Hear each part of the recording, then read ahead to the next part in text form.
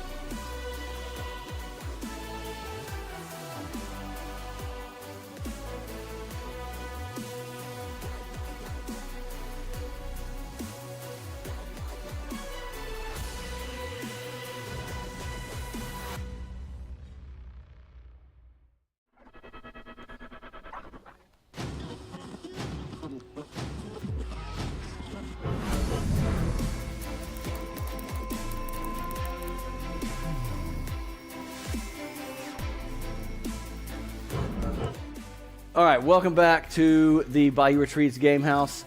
We are live with the Founders Podcast. Again, our 5th week. We've stuck with it for a total of 5 weeks.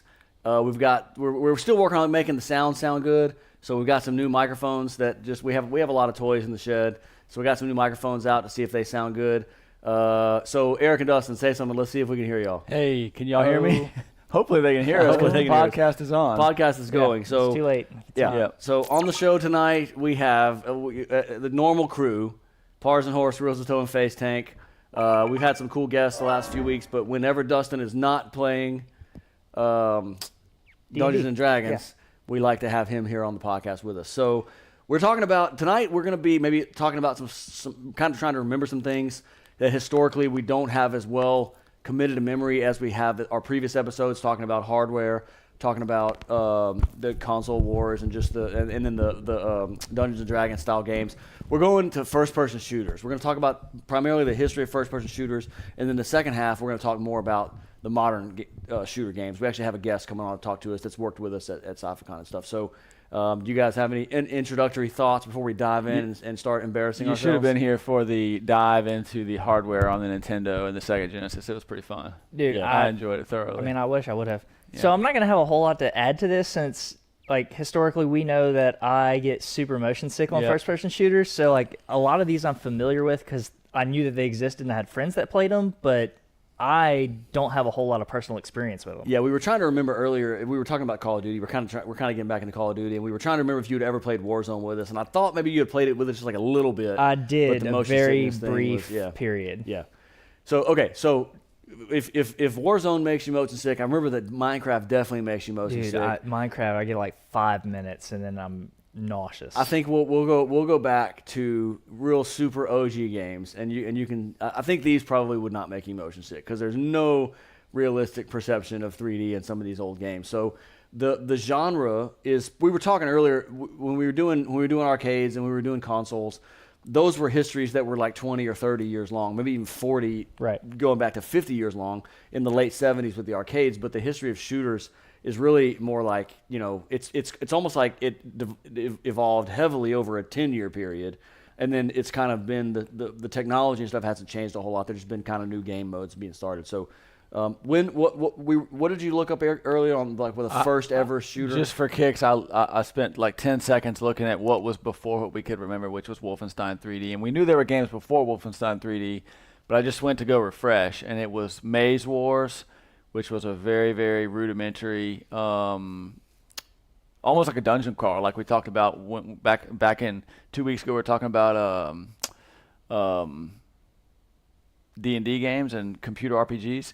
Maze Wars was almost like one of those dungeon crawlers where you just get a little square and you can just go forward, right. But it was multiplayer. Yep. They played it over like DARPANet and those pre-internet things, and then that game later was re-released as Faceball on like Game Boy or and something. I think eventually it was on SNES, or maybe it was like a Super Game Boy or something. But I remember it for Game Boy. It was like it was almost like Pac-Man 3D. You were like Pac-Man. It's like you were down there in the Pac-Man maze, Yep. going through it, Yep. left, right, forward. But it Yep. was like Pac-Man, but it was 3D. And then there was a wireframe graphics game was like called vector graphics. Battlezone. Yeah. That was wireframes, and you were like a tank, and you were shooting other tanks, but it was all wireframes, kind of like that Star Wars arcade Star game. Wars arcade Actually, I think game. that one may have been an arcade game that was then ported. It was then ported, It was yeah. called Battlezone. Never played it. Yeah. So I'm guessing, Dustin, you probably don't remember any of those. Actually, I do remember Faceball very, very vaguely, maybe from the Game Boy port. Yeah, But that's I kinda definitely weird never people. played any of them. Yeah, I had never heard of that Maze Wars game yeah. until I heard that it was later ported to Faceball. So that brings us to where the history of the genre really starts. And coincidentally, we remember it vividly. So the real title that was accepted to have launched the first-person shooter genre is Wolfenstein 3D. So memories of Wolfenstein 3D. I mean, it was awesome. We remember playing it on an old computer, sitting DOS, there. right? Yeah, you had to boot it up CD in DOS. / Wolf 3D. Yeah, Yeah. you had to boot it up in DOS. I don't think you even use a mouse. It was just a keyboard, Yeah. wasn't it? Yeah. Wasn't it just a keyboard? It was just a I keyboard. don't recall. It was a keyboard. There was no mouse. There was definitely no mouse look. Yeah. It was just a keyboard. The id was the company that made Wolfenstein 3D, and they basically invented the first-person shooter genre as a genre. Wolfenstein and Doom became the genre. And in fact, I think for a little while they were just called Doom clones or whatever. Like that's what the Well, yeah, genre because was everybody called. used the Doom engine. Right. Yeah. So they called the genre Doom clone before it became first-person shooter. So I told y'all the other day. Do y'all remember where id was founded? No. I do not. Shreveport. Oh yeah. Really? How about that? Right here in CJ's digs. Even though his So- hometown is Lake Charles, we'll never let him live that down. But What it invented that kind of changed the game, so to speak, is the idea that you take a pixels of the screen and you only draw what that pixel can see. It's called ray casting. Like now, yeah. ray tracing is the big word now, which is like 1,000 times more complex.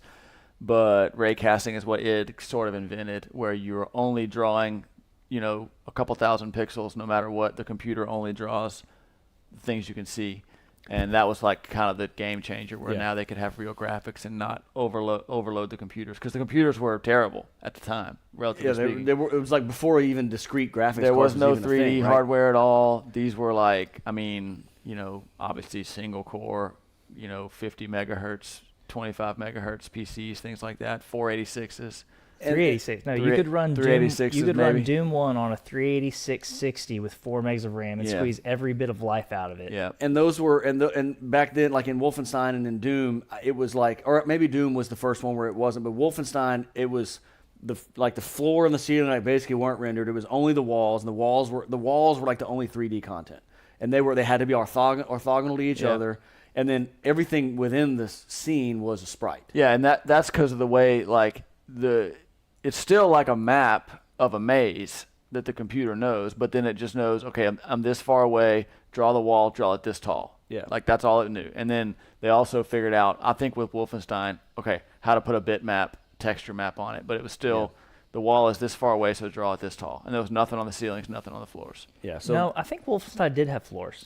maybe it did. I Because you think could because whenever you shot people, they would fall you're- into puddles on the ground. Well, Yeah. just a sprite. yeah. That was just a sprite of the puddle, I'm pretty sure. It might have had a I bet basic if- rendering of a floor. But I bet if you go look, well, no, I mean there was a we have the floor, internet right yeah. here. but I bet if you go look, the floors. Continue on. I will. I bet if you go in my look, mind, the floor is like solid and light ceiling gray, and the ceiling is solid is the dark same gray. for that whole level. Yeah, I bet. right. Yeah. And so once you get into Doom, then we talked about Marathon a little bit. It was less kind of it was a little bit to the side of the mainstream because it was Mac only, right? So that's why it wasn't really kind of common. But that era is when you started to get where you could have more complex wall shapes. It wasn't always just these orthogonal corners. You could have more complex shapes in the walls. You could Yes, have there were steps that floors. you could climb up. Do what?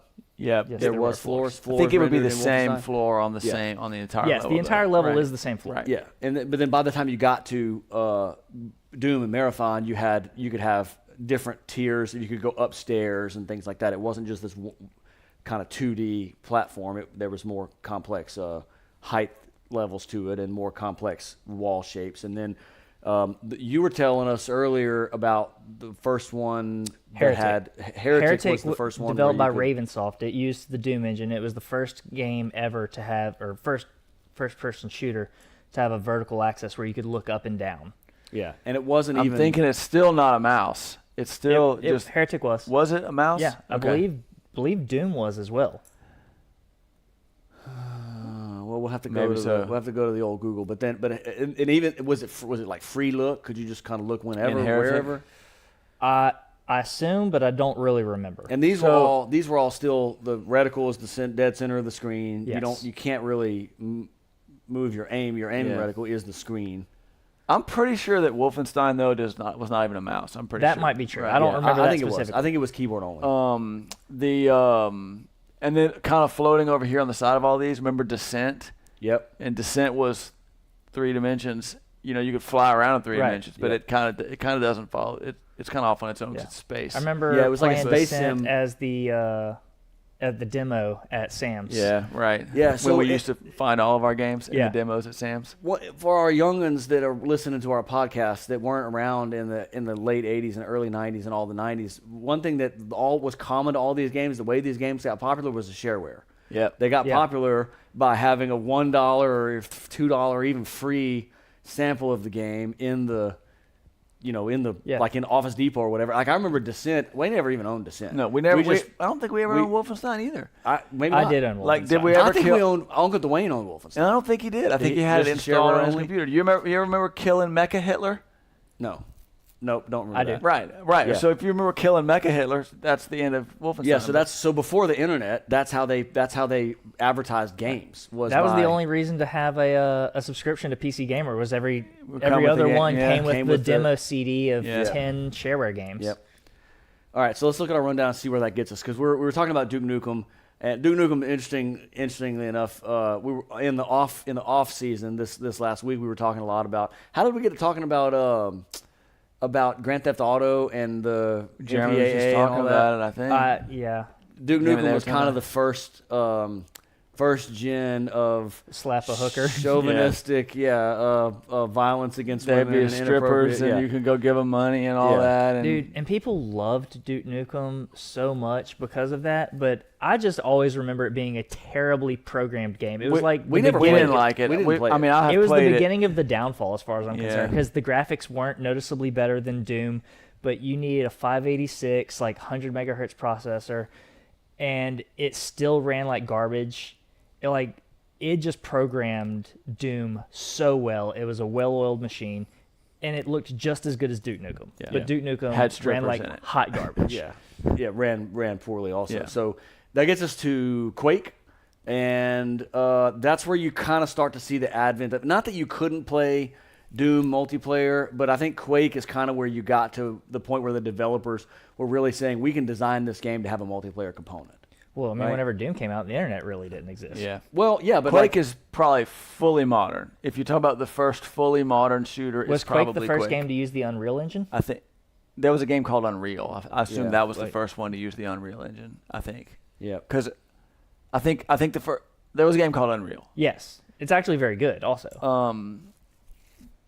So either one of the right around then, those are both 3D. They both had internet access. You could play multiplayer games. Those are the first fully modern shooters. Yeah. Like when you could say, well, either that or GoldenEye. You might call So either one of those we- the first fully modern. We have shooter. GoldenEye on No, there. not GoldenEye because the control scheme was a disaster.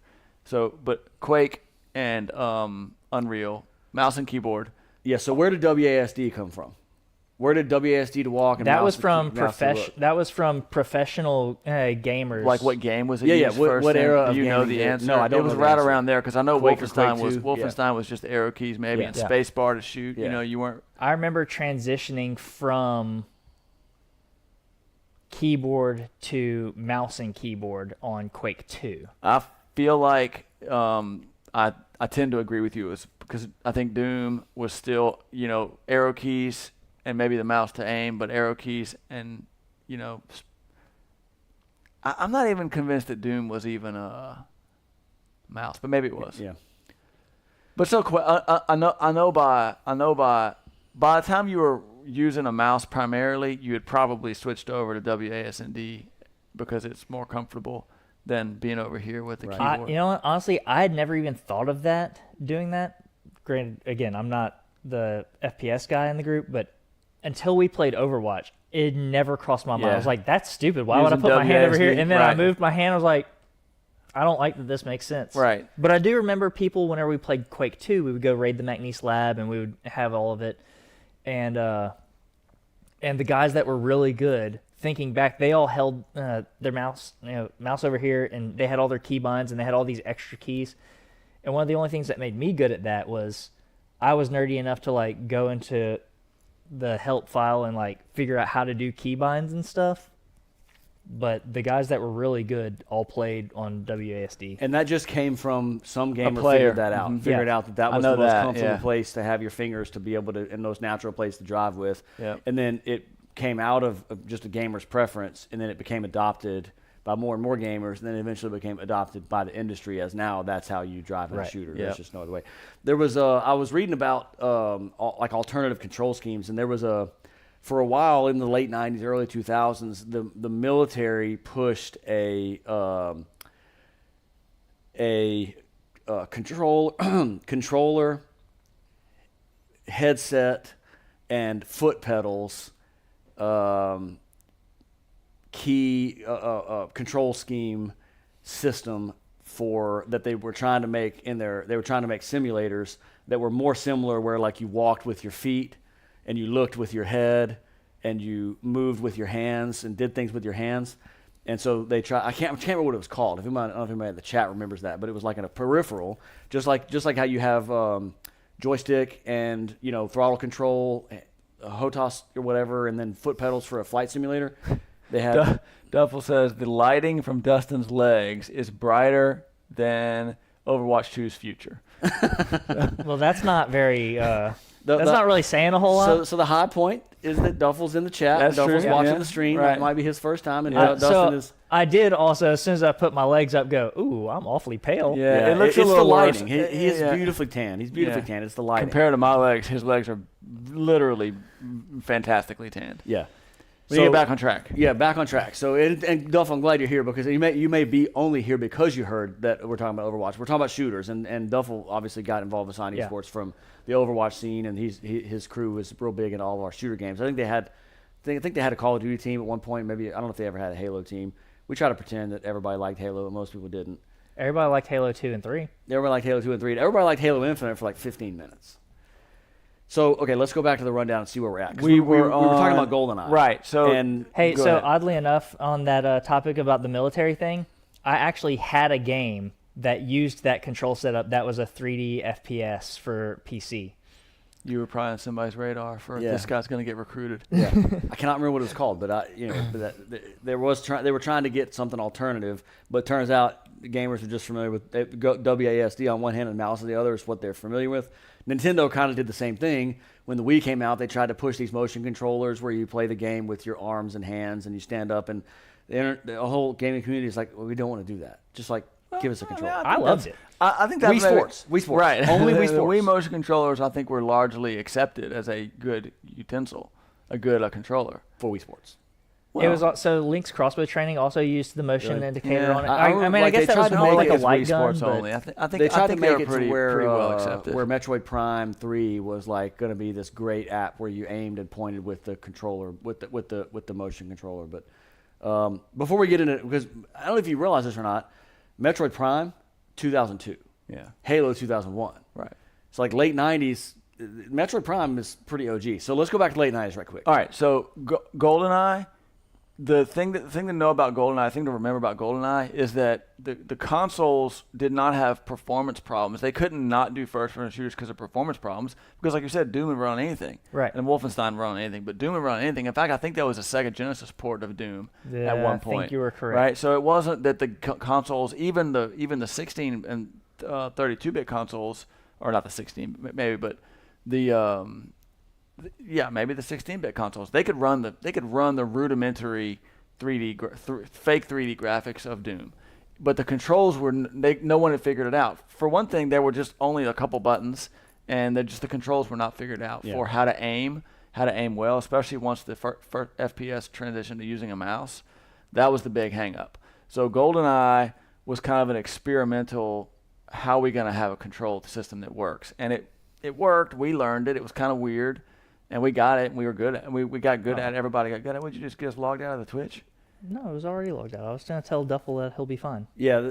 Anyway, so it was weird. It was like you strafed with, you had walk and look with one stick, and then you strafe it with was the walk C-pad. and look with Yeah. the thumbstick, and then strafe and something else, and then you held the trigger And then you could like stand still and aim. sidestep. That was the the C stick. Yeah. the C-pad But then thing. you held the R or L and R, whatever those are called, bumpers, to stand still and free aim. Yeah. And it was really weird.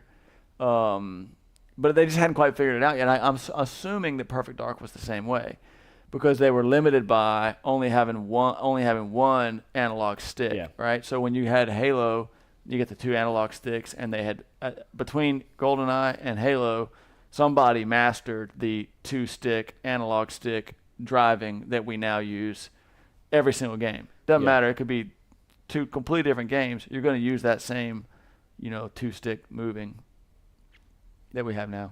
I know on GoldenEye, the only multiplayer modes on GoldenEye were 1v1v1v1. There was different game modes, and I think Quake, back in Quake on the PC, were there team game modes, or was it all you individual? had mentioned they had Team Well, Fortress. there were a bunch of mods. Yeah. So Yeah. like Quake 2 had a Team Fortress mod, which was the reason I loved Overwatch so much. And they had a bunch. The community would just upload things. So and you that could was the Quake download a bunch of mods. stuff. Yeah. It's where all those different game types came in with. They made. I mean, I think all their games were like easily moddable. Yeah. Like Right. they weren't proprietary with their stuff. They sold their engine to like anybody who would buy it for Yeah. anything. Like peanuts, they would just sell the engine. Yeah. So all those different game types players invented. Yeah, so the mass amounts of game types all came out of player-created content. Yeah. And I Team remember. go ahead. Sorry. Well, I was trying to remember back when. I remember when Perfect Dark came out, you could play Perfect Dark against computers as a team on the same console. You could play 4-player split screen. You could play 1v1v1v1 or 2v2 or 4 against computers. But in GoldenEye, there wasn't that. So sometime in that couple years, the kind of advent of team playing against bots. co-op, They called them playing sims. against Simulants. they called them simulants in Could Perfect you play Dark. GoldenEye? Could you do the campaign 2-player? No, I don't believe. No, you I don't could. think so. I think it was only split screen multiplayer. I think. Was there a 2-player campaign? I don't know. So don't I have to go look that up. Anybody in the Let's chat? go back one more thing. We missed one game. We missed Rise of the Triad. I don't know if we talked about Rise of We the did Triad. not. Okay, that was like I think the first game where you could pick different characters in a first-person shooter, but you could pick different characters that had different abilities and different. They would do different things. Then Team Fortress was like totally a team shooter where you had the tank and the healer and whatever. But Rise of the Triad, And different game modes with capture the flag and everything.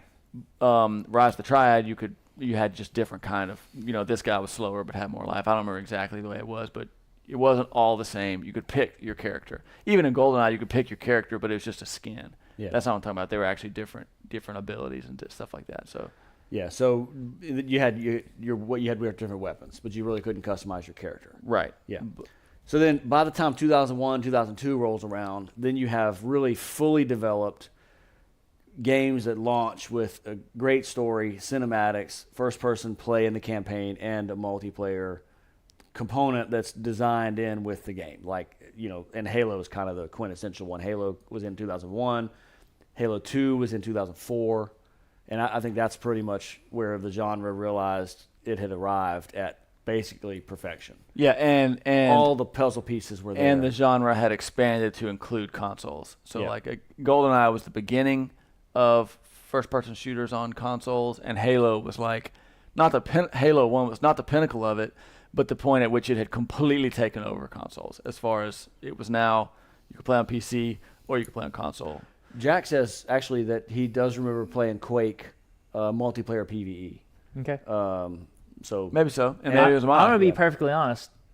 Until, I don't know, Halo 4, I didn't even know that first-person shooters had a story. Yep. Yeah.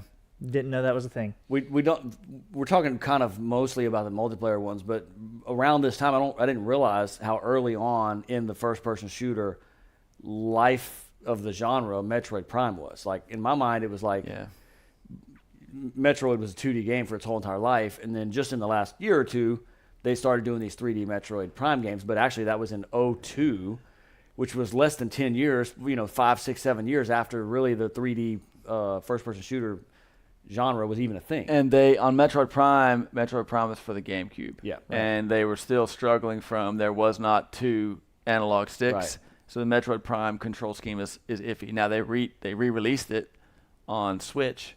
Metroid Prime is a great game. You probably never played it, huh? They re-released really it good recently on Switch with just smooth graphics. It runs good and everything, and a traditional two-stick control system. It's a good play if you hadn't played it. Funny thing that two-stick shooter is already, the name two-stick shooter is already taken. It doesn't mean this. No, it does not. No, It just, no. I was I'm thinking just about saying earlier. that to compare it to Yeah. the GameCube and the Nintendo 64 that only had one analog Yeah, stick. it's just funny because I think that also, when we're talking about this history, I keep thinking two-stick shooter in my mind, but that's not what a two-stick shooter is. Nope. Two-stick shooter is top-down, and you're driving around with one thing and turning yourself with That's another, right. and you're fanning out like your bullets or whatever. Gauntlet is Yeah. a big one. Yep. The big one, Geometry Wars. If you haven't played Geometry Wars, that's like the quintessential modern two-stick shooter. You should play Geometry Wars. It's really cool. It's like it's literally everything's made out of shapes and stuff. It's good. Okay, so that gets us down to pretty much we didn't put Halo on here, Halo and Metro Prime on here, but I just was trying to put together a quick list of games we want to talk about in the historical component. And when we're going to take a quick break, and then we come back from the break, we'll talk more about the modern era and the advent of the esports side of first-person shooters. Because I think I don't really remember when CS:GO came out. I don't really remember when Halo became an esport. But Counter-Strike is as old as some of these games. But CS:GO was like the 4th or 5th Counter-Strike game, and I think it's kind of the first one that was a big major esport. So we'll talk about that a little bit later. Maybe in the break we can research a little bit, and then we're gonna get on remote guest Matthew. What's Matthew's last name? Do you know what his last name? No, you don't know his last name. And Matthew is his kind of his handle as well. Right? Yes. It's Matthew's real life name and also his gamer tag or whatever. Right? So he doesn't have Matthew. But with like a 3. Yeah. So Matthew with a 3. That's what we'll call him. We'll call him Matthew with a 3. And he worked with us a couple times. He's started with us on high school esports. I think even in junior high. Yeah, and then he was on a junior high played game. through our high school esports seasons, and now has been on our crew for a couple of Cyphicons. So we're going to get him to join us here in a minute. Do you guys got any parting thoughts before we go to the quick break? I don't think so. All right, we'll talk. We'll come back and we will talk about the modern end of the shooter history and the esports of it, and we'll get our guest on here with us in just a couple of minutes. We'll be right back after this.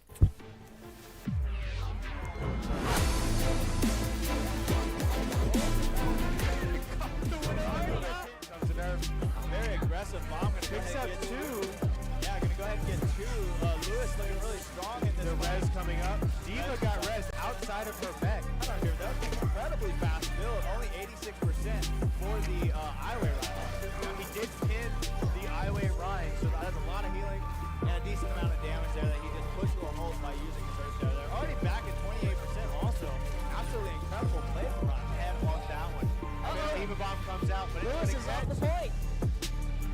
it looks like Iowa is at the point, but it looks like a Shadow's going to come out to pick up those last couple Iowa players sitting there. 5 seconds left. It's so close. It looks like Lewis is going to actually go ahead and get this hold here. Going to go ahead and push forward. Iowa is going to let them have that first kill. Kind of opt to fight a little further back. Got the winner. Comes to nerve. Very aggressive bomb. Picks up 2. Yeah, gonna go ahead and get 2. Lewis looking really strong in this. The res coming up. Diva got res outside of her mech. I don't hear that. Incredibly fast build. Only 86% for the Iway Ryan. He did pin the Iway Ryan, so that's a lot of healing and a decent amount of damage there that he just pushed to a hold by using his Earth Shadow. They're already back at 28% also. Absolutely incredible play from Ryan. Head on that one. Diva Bomb comes out, but Lewis is at the point. it looks like Iowa is at the point, but it looks like a Shadow's going to come out to pick up those last couple Iowa players sitting there. 5 seconds left. It's so close. It looks like Lewis is going to actually go ahead and get this hold here. Going to go ahead and push forward. Iowa is going to let them have that first kill. Kind of opt to fight a little further back. Got the winner. Comes to nerve. Very aggressive bomb. Picks up 2. Yeah, going to go ahead and get 2. Lewis looking really.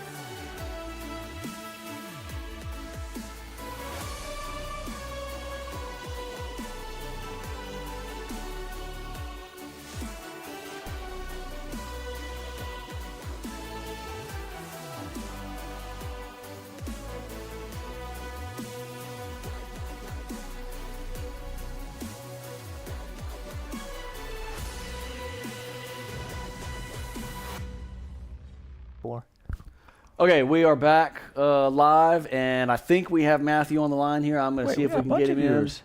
Let's see. We have Matthew. Yeah, right. Yes, I am here. Okay, awesome, cool. So, guys, hopefully y'all watching on the stream, you can hear him.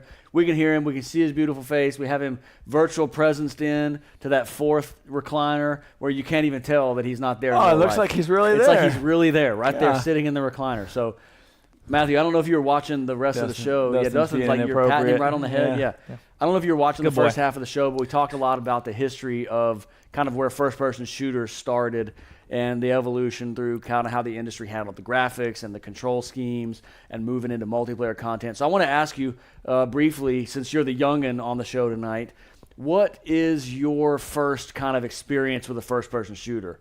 When did you start playing first-person shooter games? Well, I mean, as a kid, my dad always played Call of Duty, but I was not interested in it.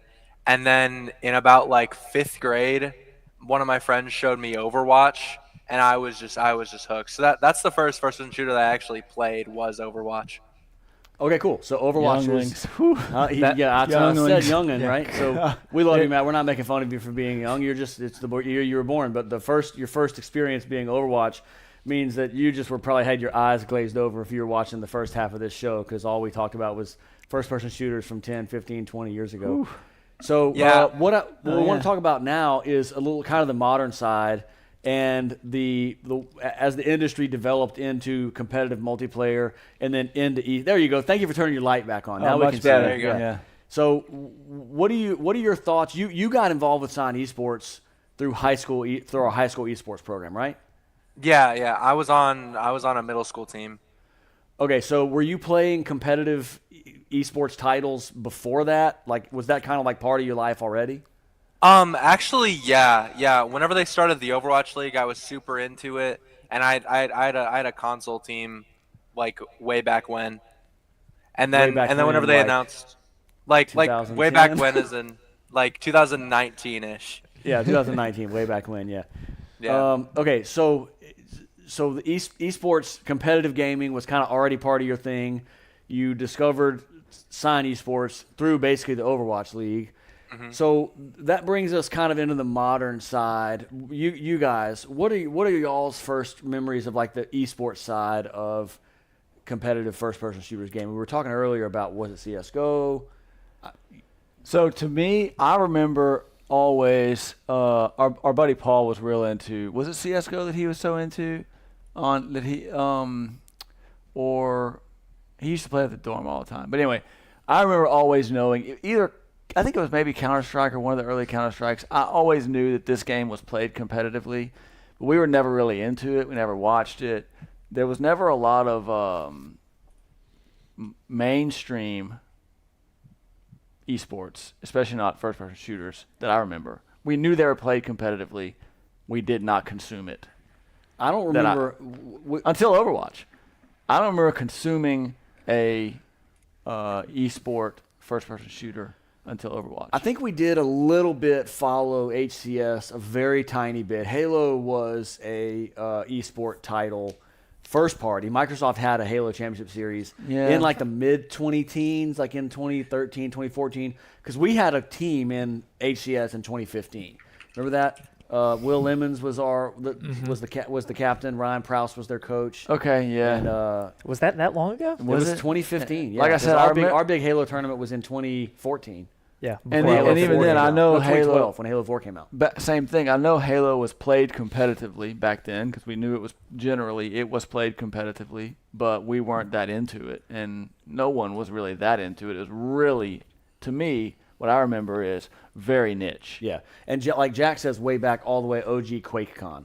Like Yeah. that was kind of the first where you would bring like hundreds of computers Yeah. and I monitors. do and play recall. These giant So I remember LAN being parties. vaguely aware that big tournaments like that happened back whenever I would go and play. Yeah, but super but- niche. Yeah. Not like Overwatch. Not like there's ads on TV. So you know? Overwatch, let's segue into Overwatch being like a mainstream. Overwatch is the game where the industry decided to try to take esports mainstream. Matthew, do you remember? Were you keeping up with Overwatch League as a kind of a spectator sport before you got involved with our Overwatch scene?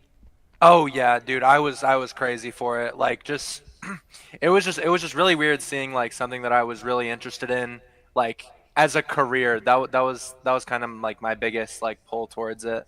I wasn't super big into Overwatch pre-Overwatch League, but I know it was pretty good.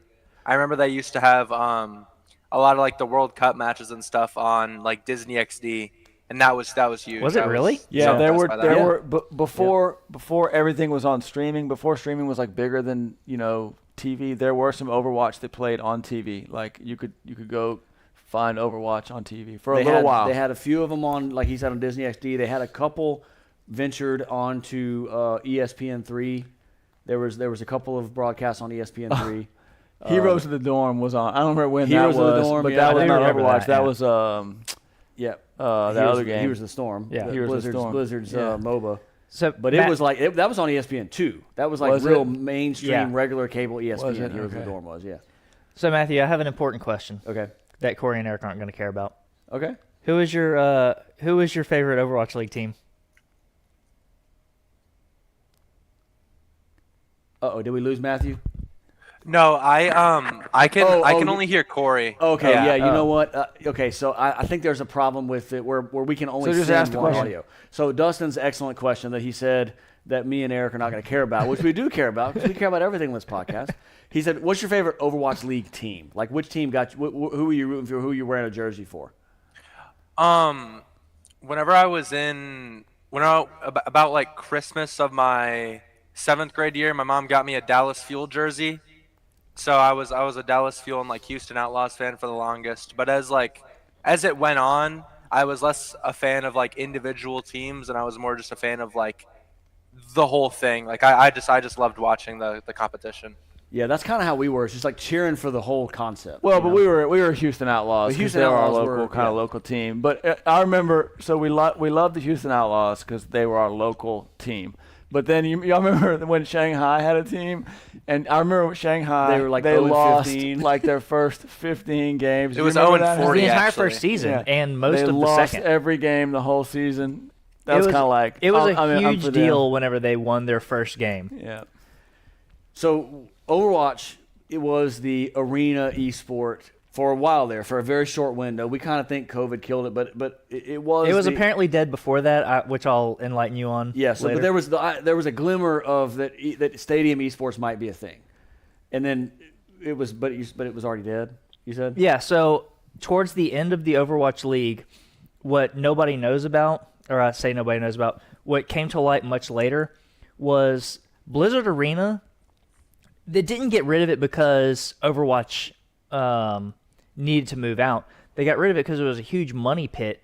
The arena was empty, and to sell tickets to investors, they would apparently just go grab random people off the streets, give them tickets, and put butts in seats to make it look like a success, to try and build hype where there was none. Yeah.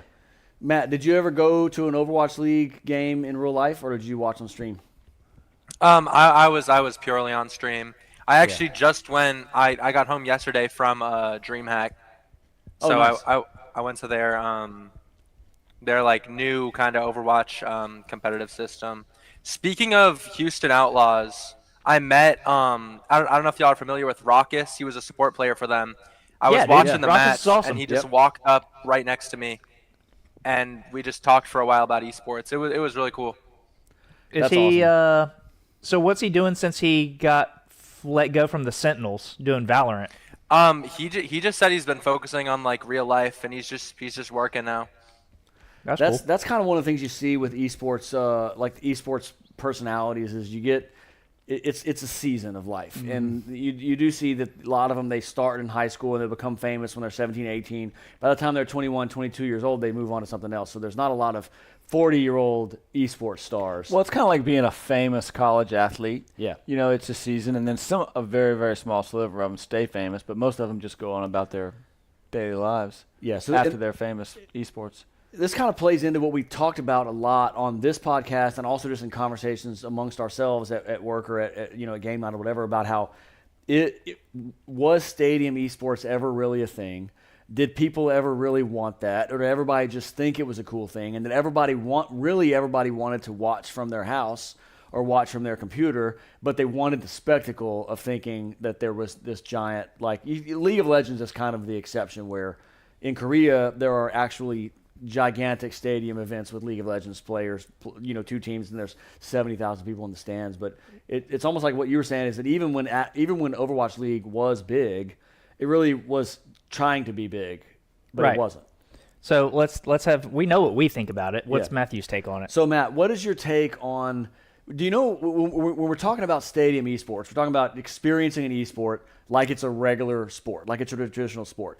Go into the stands. There's an announcer. There's cheerleaders or whatever. I mean, he played it as Yeah, in high school. You How played does it in the- high school esports, where we were trying to create that stadium esports environment. So, what is your take on? Is there a market for that? Was there a market for that, and then it died? Or is that just not really something that is all that important to the esports generation?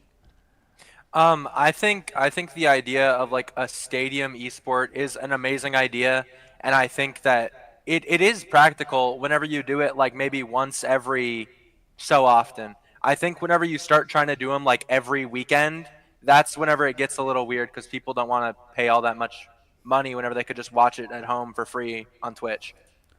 Yeah, so it's kind of there's kind of a balancing act of you want to get a little injection of the experience from time to time, but you don't want it to necessarily become mundane and something that you have to do to experience it or whatever. So Yeah, exactly.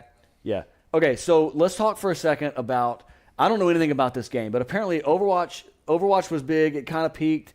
It kind of had a falling off. Blizzard tried to really kind of reinvigorate the game, relaunch the game with Overwatch 2. So Matt and Dustin, y'all kind of catch us up on what is happening with Overwatch 2. What was Blizzard trying to do with Overwatch 2? What changes did they try to make? How were they trying to bring the game back? What worked? What didn't? Matt, you go first. I think they just did not have enough content for what they were trying to do. They were trying to relaunch it as like more of kind of they had like the whole like PvE situation, which the game like took like what they announced it in like 2019 and then it released in 2022 with no PvE, and then about a year ago they just said, oh, no more PvE, it's done.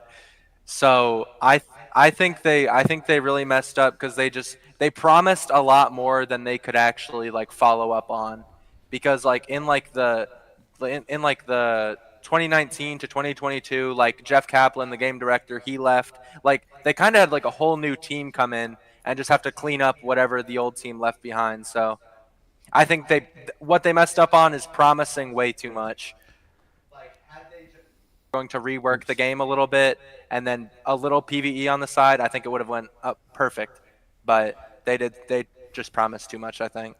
Dustin, agree? Disagree? Yeah, I agree with that. So what they did was they had those story missions, and those were super cool. That was sort of like the prelude to what the PvE could have been. But yeah, they showed a bunch of gameplay of like, oh, these are things you can do, and clearly it existed. But then they had this content drought of 2 years where Jeff Kaplan just said, we're not releasing anything else. We're only focusing on Overwatch 2, and also Overwatch 2 at that point was only supposed to be PvE, but they halted all this PvP, which is the only thing you have.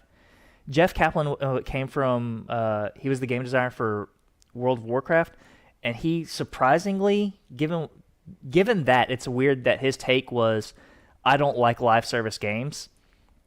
And I mean, like, he's about our age. It makes sense. Well, he's probably sick of it from World of Warcraft. He might have been like, I don't like live service games because I'm sick of it from World of Warcraft. Well, but it makes sense because, like, one of my big gripes is that people release games broken now because you can just hotfix them. And, like, Jeff doesn't come from that school. He likes to have a game done and have it release working.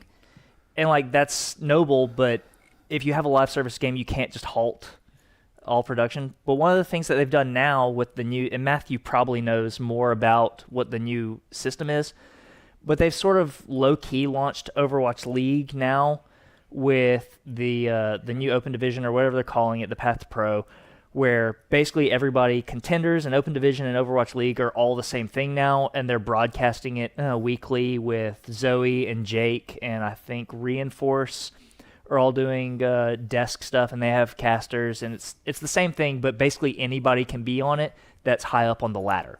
Yeah, so Matthew, I don't know if you could hear that really clearly, but what are you following the new generation of the Overwatch League and the Path to Pro, what they used to call Open Division and Contenders and all that? Are you following that? Oh yeah, that's why I went to DreamHack, because they held their first what it's called is the Overwatch Champion Series, the OWCS. They had their first major at DreamHack, and I think it's way better than Overwatch League. Like, not production-wise. The first, like, 2 seasons of Overwatch League are, like, undefeated in my opinion. Those are, like, my favorite things ever. Yeah. But I think so what they have is they have, like, it's just, like, open signups. Like, literally anyone can play, anyone can qualify, and it's a lot less like it doesn't push down as much on like newer talent. I know that like they were trying to get like a tier 2 and tier 1 system with contenders, but they didn't really have an efficient plan for it. The plan for contenders was just to win and then hope that an Overwatch League team likes you enough to pick you up. And this new system, you could qualify if you perform well enough. I think DreamHack for North America, they had like 3 slots, and two of the top teams. M80 is one of them. It's slipping my mind who the other one is. Toronto Defiant. They were an old Overwatch League team, and they just kept on doing the OWCS. And then out of nowhere, this team, Students of the Game, they qualified for number 3, and it's like those people would have never gotten a chance had it been in the old ecosystem, and they ended up getting picked up by NRG. They're now the NRG Shock. So Nice. It's just pretty cool to be able to see like the new talent come up. We actually have somebody in the chat. Do you know who Zenzel is? Zenzel says he Yeah, played yeah, in I OWCS went. Stage 1. I went with him to Yeah, the cool. Okay. to the major. That's in the Twitch chat, Eric. So Oh. Yeah. yeah. Okay, so I maybe just because my brain is so focused on Halo, but it kind of sounds like some of the problems with Halo Infinite was similar to what y'all were describing with Overwatch 2, which is like they had all this lofty vision of what they were going to do and what they were going to put out, and then it's like they just couldn't figure out how to do it. Whether they didn't have the developers, they didn't have the coders, or they didn't have the whatever it was, they just couldn't produce the amount. If they could have done what they said they were going to do, it would have been. Oh wait, did I kick Matthew out here? Let me get him back in here. Yeah. No, I'm good. Okay, cool. It was like if they could have realized their own vision, it would have been great. And that was kind of one of the things about Halo Infinite too, is it had all this promise. And Overwatch 2 is kind of the same thing. It's like it launched and it was going to revitalize the game. And if they would have been able to do all the things they said they were going to do, probably would have, right? Well, maybe. But Maybe one of the things that lost a lot of players like me that played tank, which was the most unfun role according to the community, whenever they went down to 5v5, like the thing I like about tank is enabling my team to do their thing through whatever means I have. I like having peel, and kind of the big moments for a tank aren't I killed somebody, it's I saved this person's bacon. Mm-hmm. And whenever they went down to 5v5, they made it, the comment that everybody made was, it's more shootery. Well, that's not what I want to do in Overwatch. Right. That's not why I play it, because I want it to be twitchy. I don't want it to be like Call of Duty and all those games. I want it to be team-oriented. Yeah, objective-based. And so, like, they just turned every role, in my opinion, into DPS, and tank became fat DPS. Yeah. And so that, to me, took a lot of the game away, and a lot of people quit because they liked that synergy between the two tanks having to feed off of each other and enabling your other tank to do their thing. Yeah. That was one of the things that I loved about Overwatch, and y'all always made fun of me, rightly so, for always being a frontline Lucio and always wanting to be out fighting as Lucio. But I tried to keep that under control. But one of the great things about it is you don't have to be a great twitchy shooter. You don't have to be able to land headshots to play the game. There's ways to excel and succeed in a role that don't involve I'm good at CS:GO. So now I'm going to play Overwatch. You don't have to do that. You can be, if you play Lucio, you just kind of lob your bullets out there and you stay around your team and be healing them or speeding them. And if you're playing tank, if you're Winston or Orisa, you shot some, but mostly you're just being in the right place to soak the damage. And that's the antithesis of, like, CS:GO and Halo both are kind of the same way, which is you have 4 identical people. They all have identical weapons that they start with, and the guys you're playing against are all 4 identical, and they all start with identical weapons. And it's just your skill as a shooter versus their skill as a shooter, and your skill at communicating versus their skill at communicating. Whereas Overwatch had a lot more diversity. What you're describing about that tank, taking away one of the tanks and moving it more towards everybody's just DPS, that's what kind of killed it for me. I was already kind of off it, but I would have come back if Overwatch 2 came back and it was a big deal. I love to play Orisa, and for all the reasons you just said. And so I'm with Dustin on that. That was a game design choice that I didn't like, in addition to just kind of the game was not a lot of content. So, Matthew, did you play any of Marvel Rivals?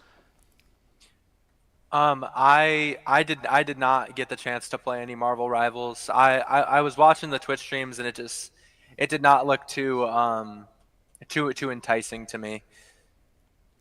So Marvel Rivals, Dustin, tell us about Marvel Rivals, since you kind of are the expert in that. You might have like one iota. Maybe he played it once. Yeah, I have about an hour under my belt. More than us. Really, Chubchilla would be the expert. I think he put in like almost 40 hours in the 2 weeks it was out. Wow. He grinded it a bunch. But Marvel Rivals, I was really excited about it first because it's basically Overwatch 1 reskinned with Marvel characters. Like, a lot of the maps are almost carbon copies of it. There's like a Hanamura clone and a bunch of other ones. And then you have these roles. You have tank, like Hulk, Magneto, Doctor Strange. They're all tanks. And then one of the cool things is you have actual team-ups, kind of like Marvel vs. Capcom, where you get a team build-up and you can do these special moves with them. Did y'all ever play Marvel vs. Capcom? Do you know what I'm talking about? No, that'd be like Hulk throwing Spider-Man. Is that the arcade game? Wolverine, Yes. Hulk throwing Wolverine. And So, if you have different special moves in Marvel vs. Capcom based on who you have on your team. Marvel Rivals is much the same way. Like, if you have Groot and Rocket, Rocket can ride on Groot. Rocket gets damage reduction for riding on him, and then he's basically a turret that rides on Groot. Groot is also a tank. No, Groot is a support. Anyway, so you have all these roles. Supports. Tank is beefy. They have more hit points. They have some sort of way to mitigate damage, and DPS just do a bunch of damage. At least that's the way it's framed up. But it, much like Overwatch 2, just feels like everybody's kind of just playing DPS.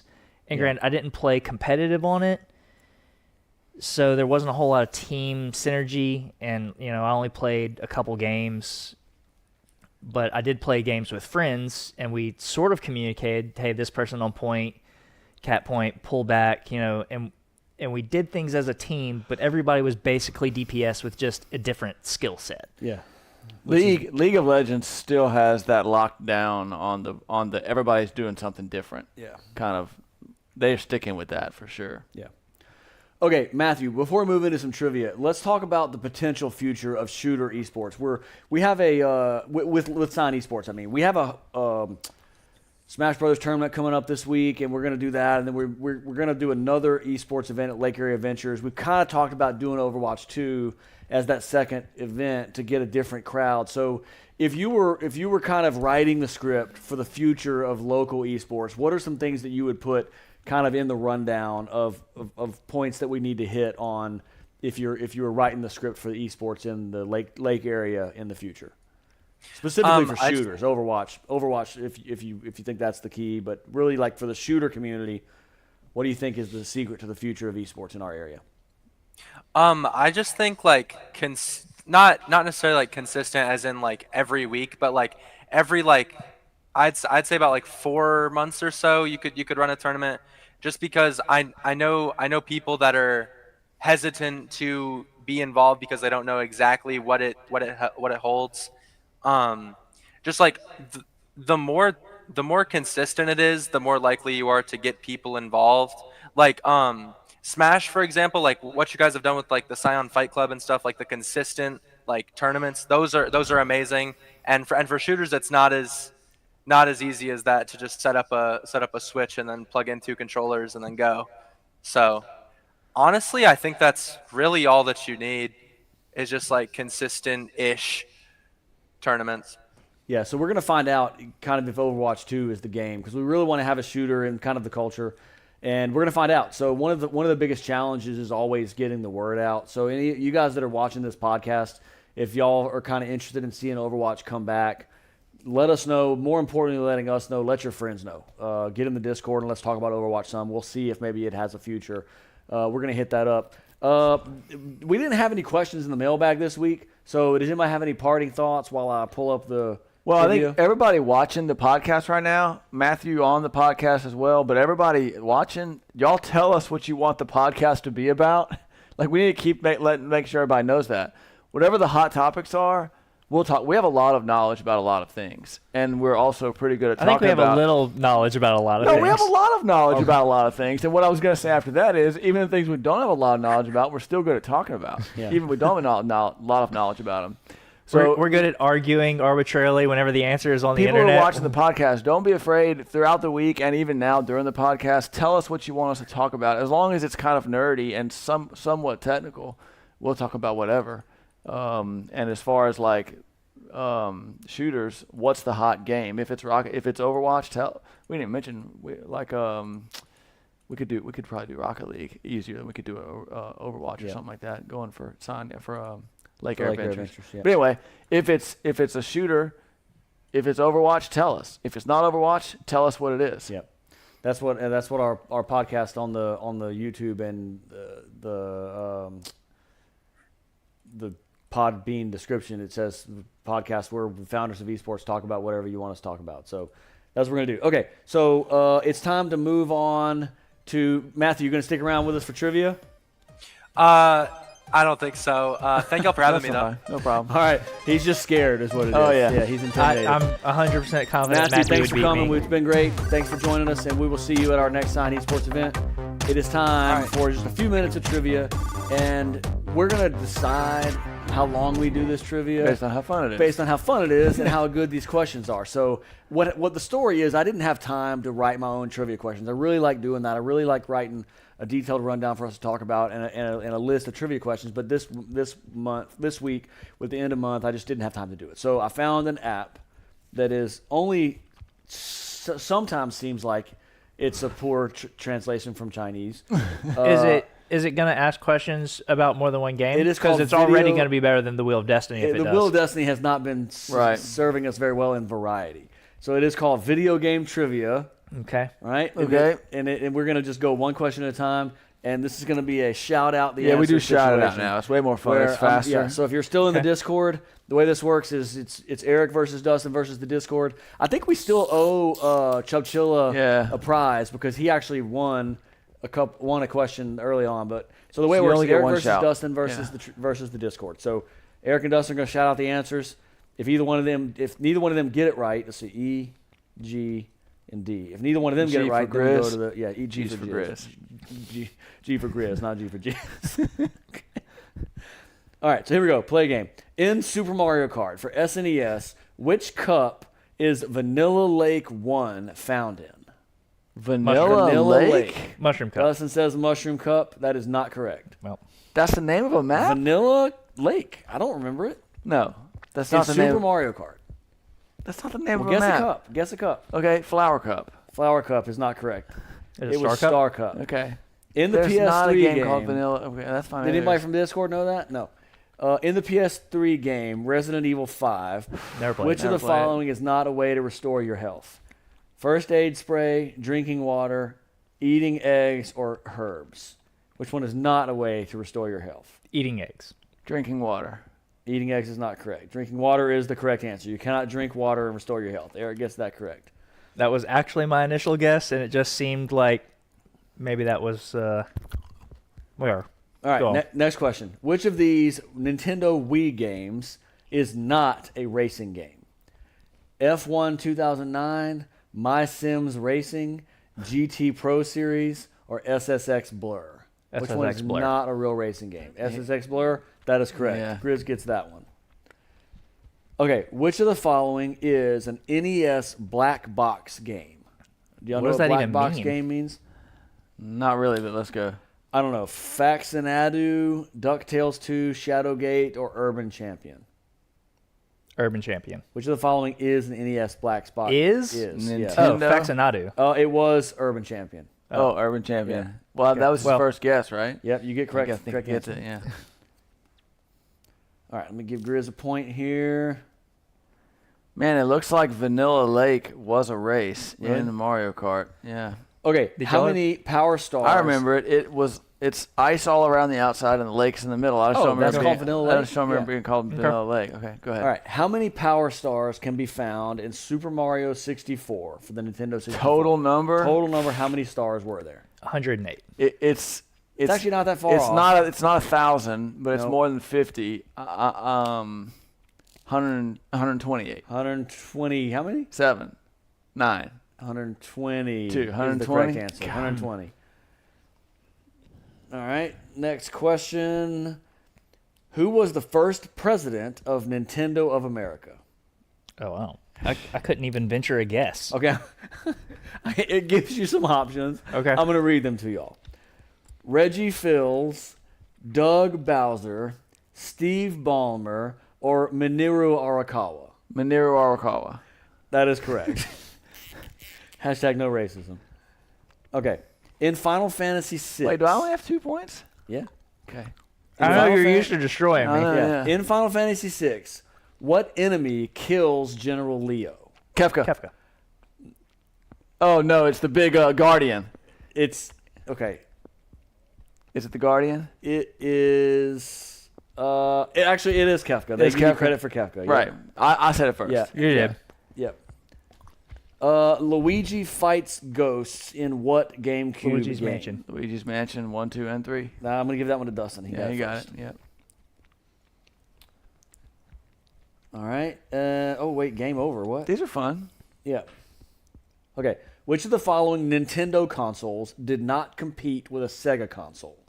NES, Super Nintendo, NES. GameCube, or Nintendo 64? GameCube. Oh, yes, that is correct. That is correct. It was Yeah. GameCube. Eric gets another one. It was after. I guess Sega didn't I guess it competed with the Master Yeah, System. right. Yeah. We didn't play much Master System, but yeah. What developer is responsible for Metroid Prime 2 for the GameCube? Rare? No. I don't even have the slightest idea. Retro Studios. Retro Studios, okay. Rare is GoldenEye. Yeah.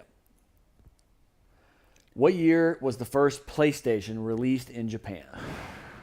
1997. I think that's a little late. Yep. It was The 1994. Nintendo 64. I was saying the Nintendo Was it 64. really 94? Yeah. I was gonna say the 64 was 96 or 97, and it was late in that group. So All right, how many more of these y'all want to do? a few more. These are fun and they're fast. Okay, which of the following is not a Sega Saturn exclusive? Decathlete, Sky Target, Nights into Dreams, or 10-Pin Alley? 10-Pin Alley. That is correct, and I'm going to give y'all both. Then we tied on that that was about as full-on. much of a tie as Yeah. you can possibly get. In Halo 5 Guardians for the Xbox One, Okay. what is the name of the AI that Master Chief needs to find? Cortana? That is, yes, that is a special question. Yeah, That's super Cortana. easy. Yep. What company developed GoldenEye Rare. 007 for Nintendo 64? That is correct. Eric gets All that right. one. That is I pretty feel funny. cheated. These are all. And you know it wasn't a guess either because I just said Yeah. GoldenEye. Yeah. That was rare. Okay, here's an interesting question. Good diversity question. What was the first video game to be have a woman as its lead designer? Lead designer? Yep.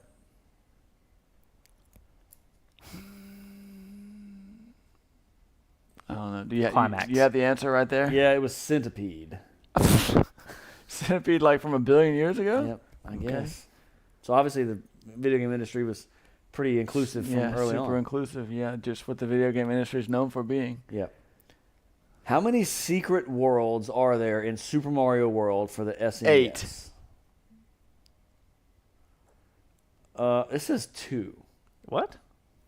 I would have thought more than 2. I don't but- know exactly Well, what it there's the means. one. There's the Superstar Road, and it goes to that end of the thing where there's 8 levels. Yep. Right? I don't know what it means. I don't know. Maybe you've never found the secret worlds. Maybe. Well, there's Top Secret Zone where you get the Yoshi and then that Yep. thing. And I guess there's maybe one other one. Maybe there's like Top Secret 1 and Top Secret 2 Yeah. or something, yeah. Okay. In Super Mario Kart for SNES, which cup is Mario Circuit 4 found in? Mushroom. Nope. It's not Mushroom. Nope. So Special. Nope. It's Star Cup. Oh, I hate. What Zelda game was a launch title? It's not very Sega friendly, Dustin. No, I'm it's sorry. not. I'm not picking these. I'm not curating. Yeah, these. that's fine. What Zelda game was a launch title for the Nintendo Wii?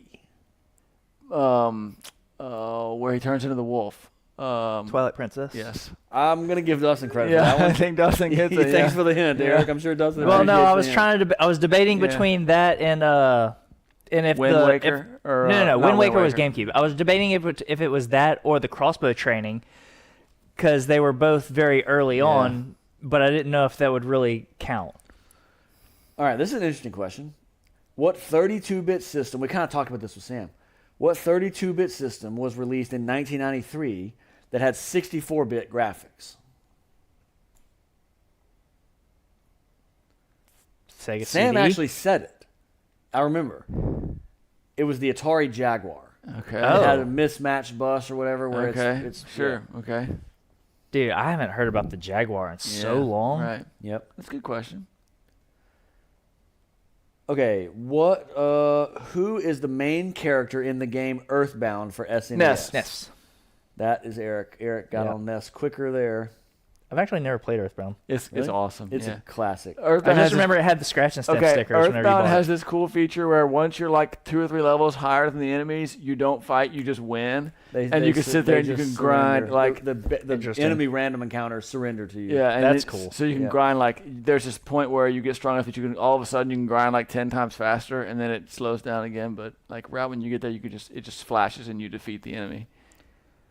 Okay, 3 more questions. Sure. Okay. Dustin, you got to get them all to tie Eric. Oh. In Star Wars: The Old Republic, Nope. what class belongs to the Sith Empire? Smuggler, consular, trooper, or bounty hunter? Trooper? I think it is Trooper. I think he gets it. It looks like it was bounty hunter. Okay. Oh, They have okay, Trooper. well. Maybe has both. Yep. This 1980 video game has you, or what 1980 video game has you flying by bombers, swarmers, and pods? Galaga. It's actually the console port of the first ever arcade game. Space Wars. That's correct. Oh wait, no, that's not correct. Oh, sorry. It was highlighted like it was correct. What did you say? Galaga. Nope, it was Defender. Defender. Oh, Yeah. okay. Okay, last question. What was the first 3D system to be designed by Nintendo? Nintendo 64.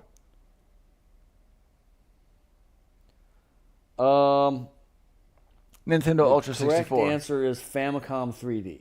Oh, I don't know what that Maybe is. was that a predecessor to No. Nintendo 64 in Japan? No. Yeah.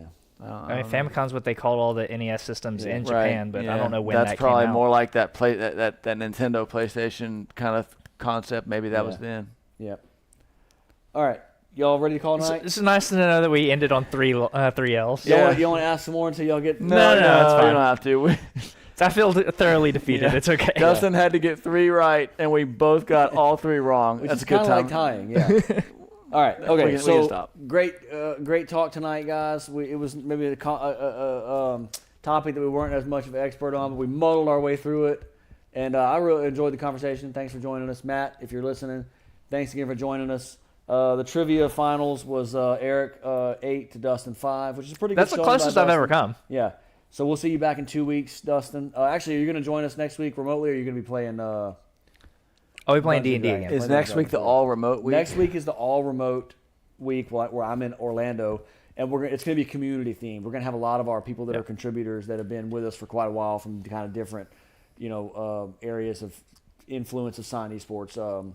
I might tag in Lewis is depending gonna- on I was gonna how say, the you can tag in, yeah. Just hop You in can and hop tell us how. Yeah, What's your Discord. character's name? in that campaign it is Canticus Singvogel. Canticus Singvogel. So y'all can He's pop the in. cleric who wants to be a bard. but is Canticus not very good Singvogel. at You it. So can I'll pop try to in, remember. sing us a song. Yeah. And No, he can't sing. Yeah, Oh, he's he not a can't good sing. singer. Lewis from the Reef Podcast is going to join us. He's been one of our TOs and kind of social media people with Scion Esports for quite a while. Who else is going to be joining us? coming? Who? Bailey? I think Bailey's going to hop on and talk about her esports career, kind of our potentially most famous esports prodigy. Bailey's going to jump on. Our Halo coach, Ben, is going to jump on, I think, and tell us a little bit about what's going on with our Halo team. So it's going to be cool. It's going to be a lot of community Man, involvement. one time you need to get somebody on from that Stories from Waypoint on our podcast Yes, to talk, I will because that was definitely do really that. cool. We need to promote that. That's Yeah. really, really cool. Yeah, we will definitely. If you haven't have it. listened to Stories from Waypoint, you should go look it up. Yeah, if you haven't listened to Stories from Waypoint, go look it up. You can find it on signesports.com. There's a link on it there. You can go to Jumperscape Media's website and check it out there. We got a lot of cool things going on. We're going to be talking. We'll probably bring that up next week in our community-focused podcast, and maybe I can get those guys from Jumperscape to come on in a little while. So, other than that, thank you guys for joining us. Matthew, thank you for getting on. You guys at home, thanks for buying cars from Lake Charles Toyota. Thanks for coming to Scion Esports events, and thank you very much for watching the Founders Podcast.